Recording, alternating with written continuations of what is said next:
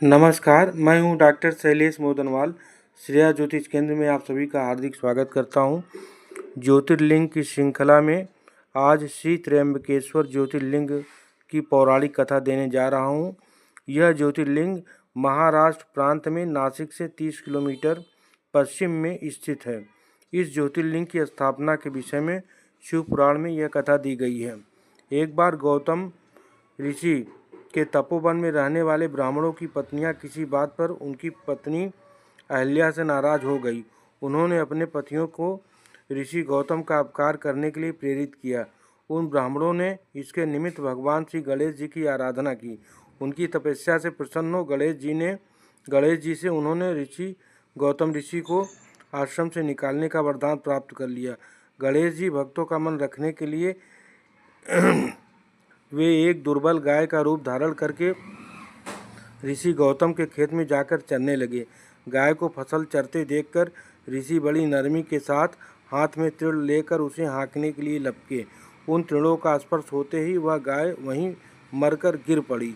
अब तो बड़ा हाहाकार मचा। सारे ब्राह्मणों ने एकत्र हो गो हत्यारा कहकर ऋषि गौतम को अपने आश्रम से निकाल दिया।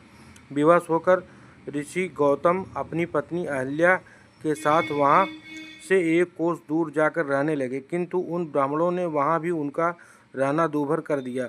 वे कहने लगे, गो हत्या के कारण तुम्हें अब वेद पाठ और यज्ञादि के कार्य करने का अधिकार नहीं रह गया है। अत्यंत विनीत भाव से ऋषि गौतम ने उन ब्राह्मणों से अपने प्रायश्चित और उद्धार के उपाय पूछे। तब ब्राह्मणों ने ऋषि गौतम के लिए शिवा आराधना के संबंध में अनेक कठोर अनुष्ठान करने के आदेश दिए। महर्षि गौतम वे सारे कृत्य पूरे करके पत्नी के साथ पूर्णतः तल्लीन होकर भगवान शिव की आराधना करने लगे। इससे प्रसन्न हो भगवान शिव ने प्रकट होकर उनसे वर मांगने को कहा। महर्षि गौतम ने कहा, भगवान, मैं यही चाहता हूँ कि आप मुझे गो हत्या के पाप से मुक्त कर दें। भगवान शिव ने कहा, गौतम, तुम सदैव सर्वथा निष्पाप हो। गो हत्या तुम्हें छलपूर्वक लगाई गई थी।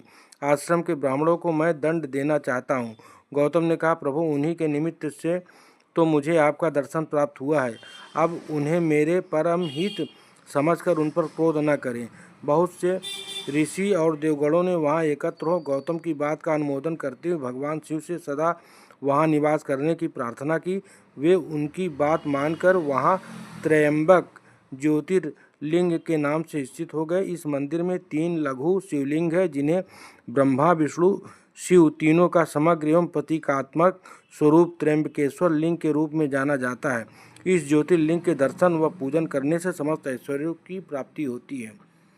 तो यह था त्र्यंबकेश्वर ज्योतिर्लिंग की कथा।